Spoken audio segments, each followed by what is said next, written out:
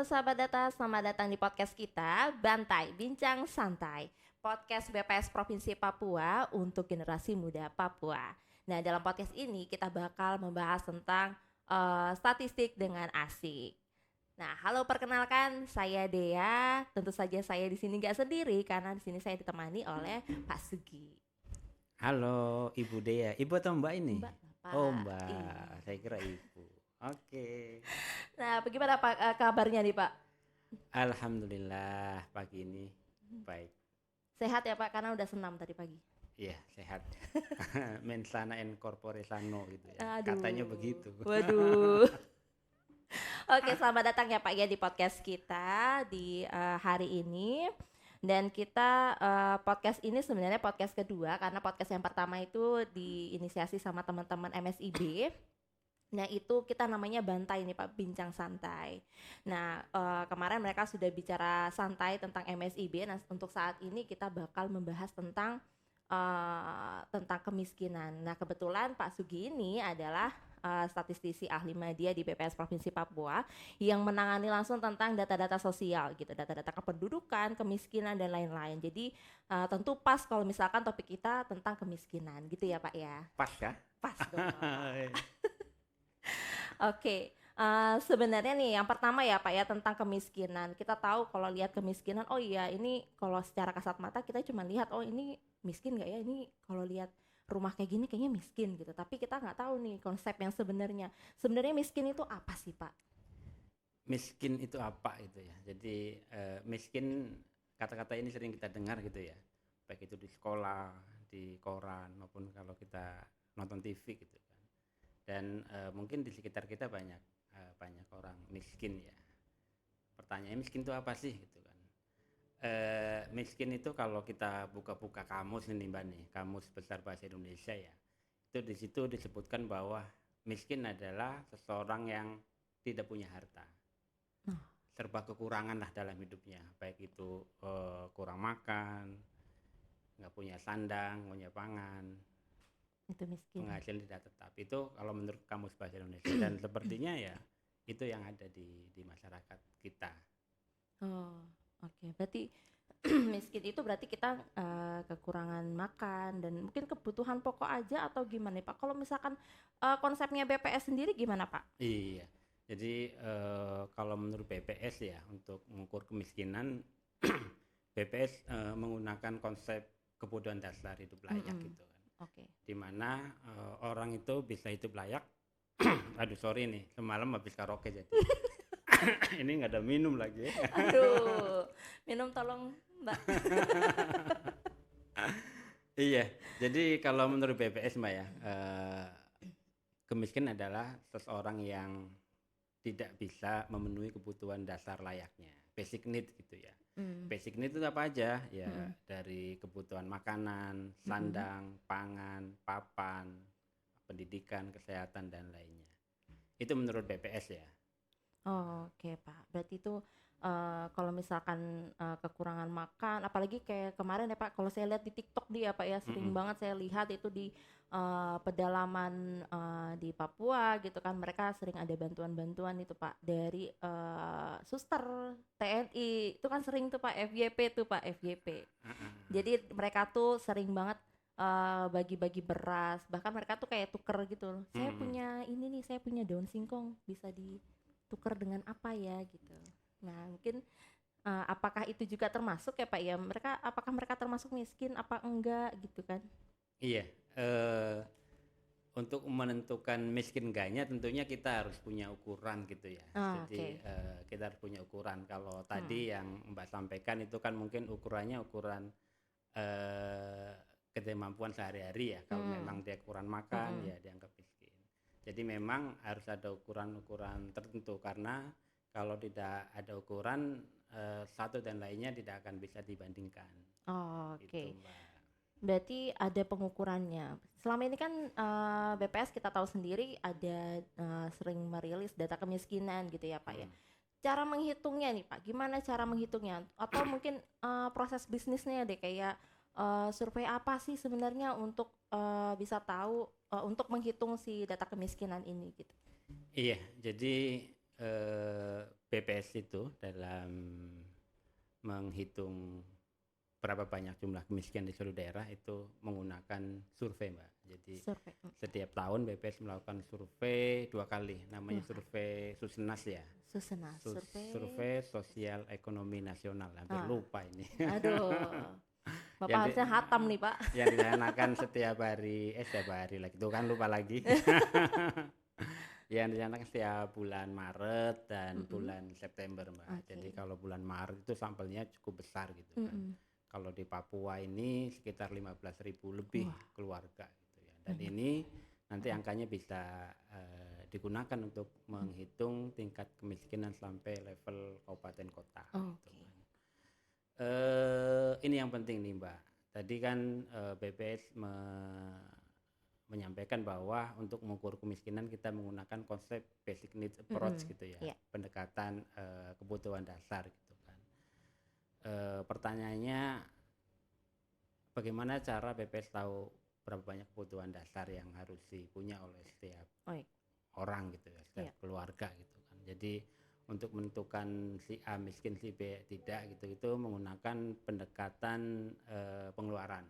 Jadi petugas BPS nanya, makannya apa aja sih setiap hari gitu kan, setiap hari makan apa aja. Dari situ nanti baru dihitung nih, dihitung kira-kira konsumsi dia apakah memenuhi batas kalori yang ditetapkan atau tidak. Nah, kebetulan untuk konsumsi makanan ini jumlah kalorinya kita BPS mengikuti standar internasional ya, yaitu menggunakan 2100 kalori. 2100. Ada pertanyaan menarik nih, Mbak.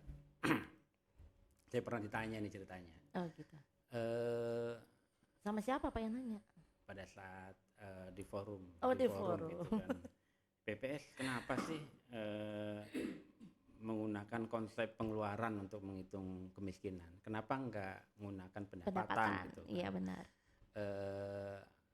Kalau Mbak kan mungkin bisa ya, karena ada pendapatan, kan tidak semua orang Indonesia punya pendapatan ya, apalagi di Papua nih yang banyak tinggal di daerah-daerah pedalaman ya, mereka kan bekerja di kebunnya, makan dari ubi, dari petatas. Sama kayak yang tadi cerita saya Pak ya. Itu sudah, dan itu biasanya nggak dijual gitu ya. Kalaupun dijual nggak seberapa gitu ya.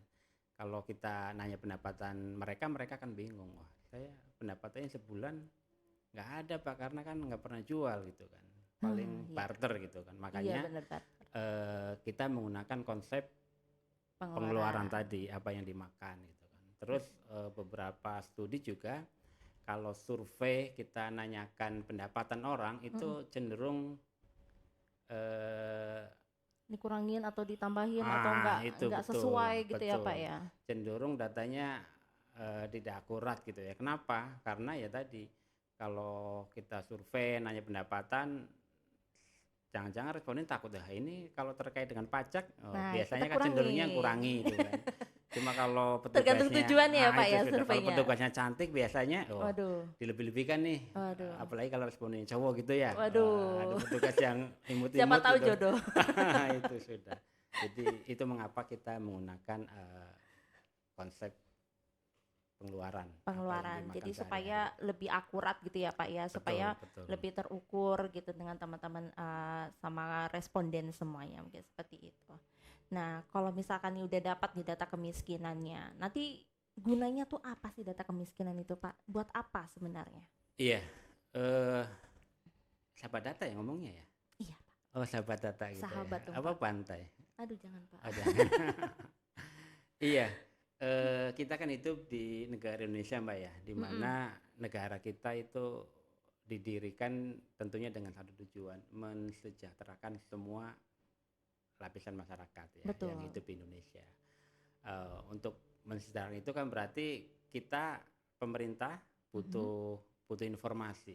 Iya. Berapa banyak sih orang yang miskin di Indonesia gitu kan, di provinsi bahkan di kabupaten kota gitu. Sehingga dengan mengetahui informasi jumlahnya dan sebarannya, pemerintah bisa bisa menentukan kebijakan yang tepat gitu kan.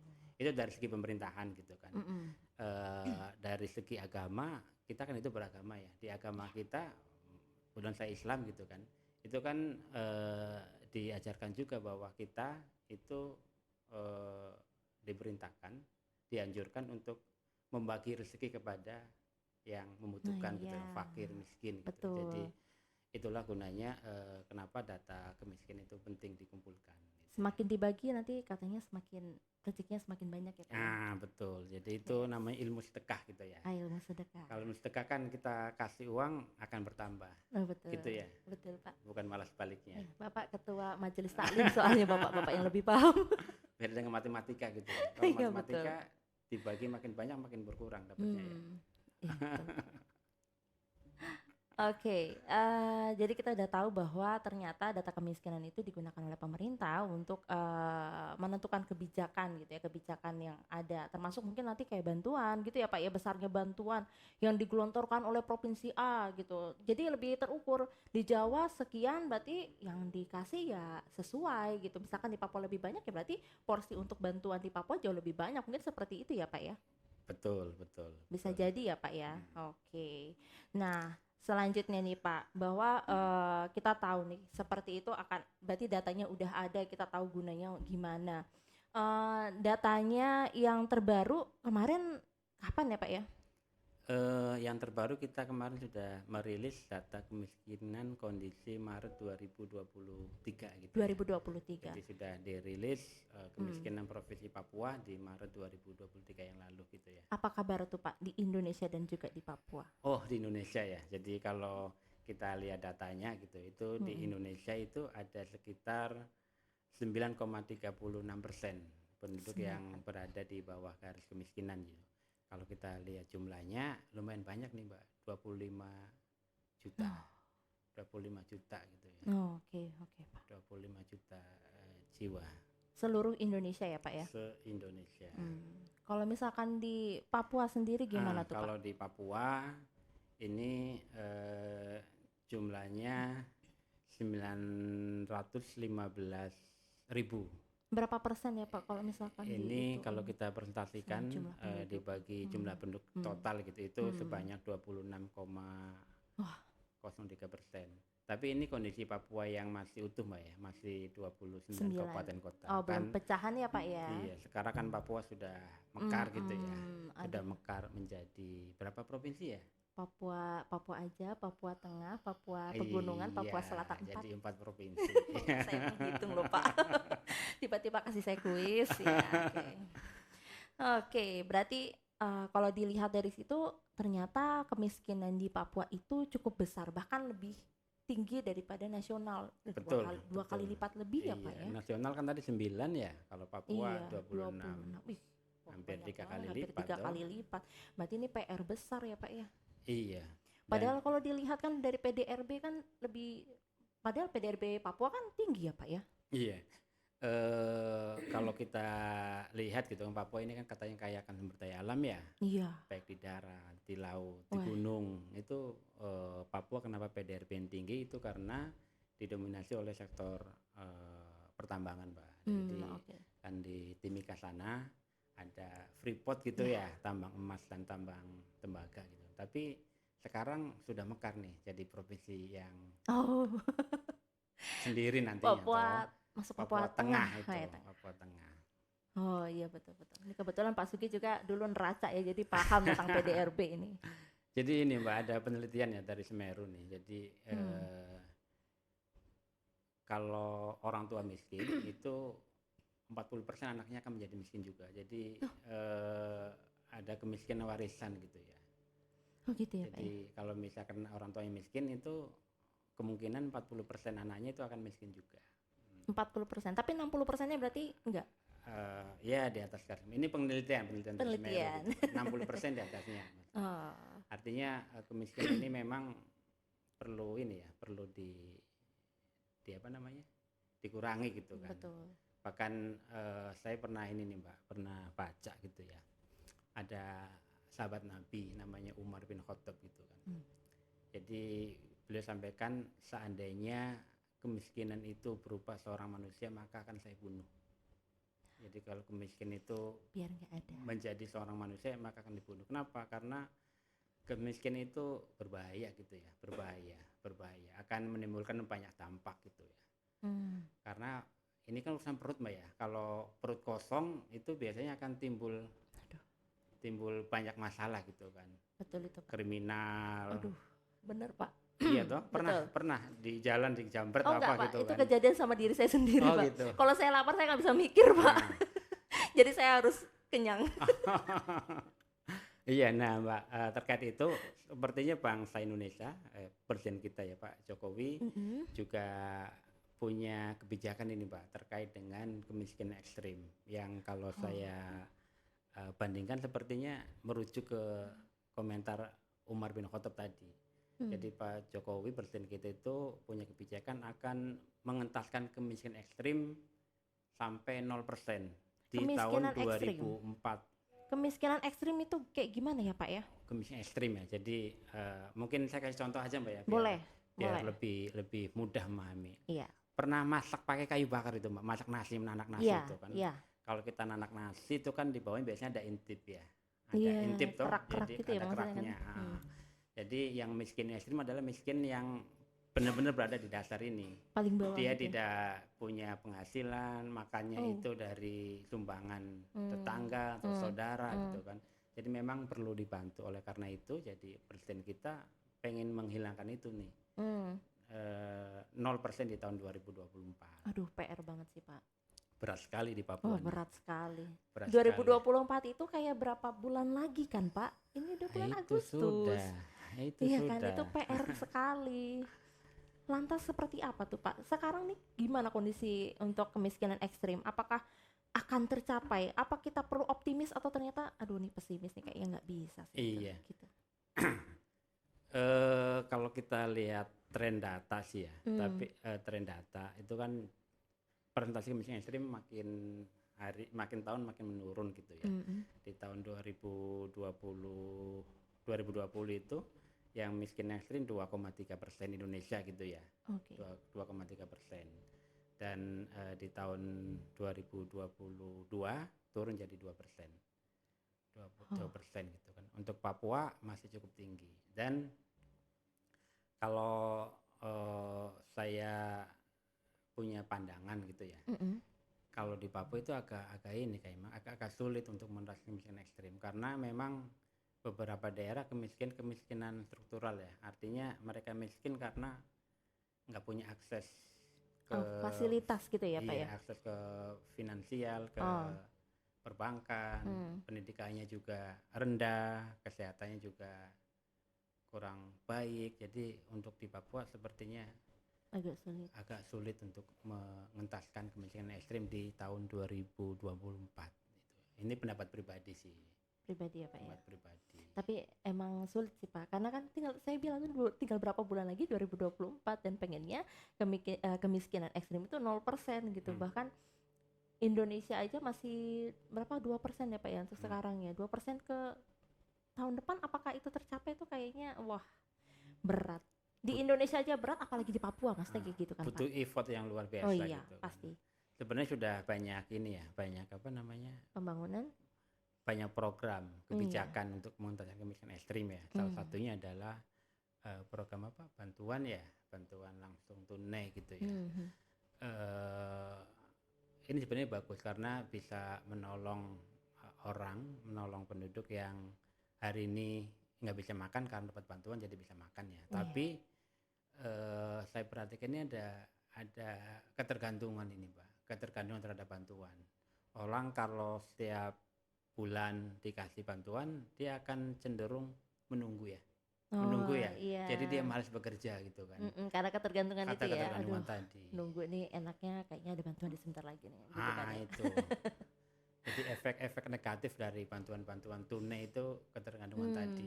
Yang itulah yang namanya ada pro kontra emang kan Pak, yang masalah BLT itu kan ada pronya ya mereka harusnya harus dikasih gitu sama penduduk yang miskin, tapi yang kontranya ya itu memanjakan mereka gitu. Nah, makanya ini banyak pro dan kontra nih. Betul Mbak, malah kalau sekarang kan langsung transfer ya. Kalau dulu kan ngantri di mana? Di kantor pos ya. Iya, betul. Itu yang ngantri di kantor pos kalau saya lihat sih itu mereka yang pakai apa nih yang di sini yang di leher apa namanya Pak nih?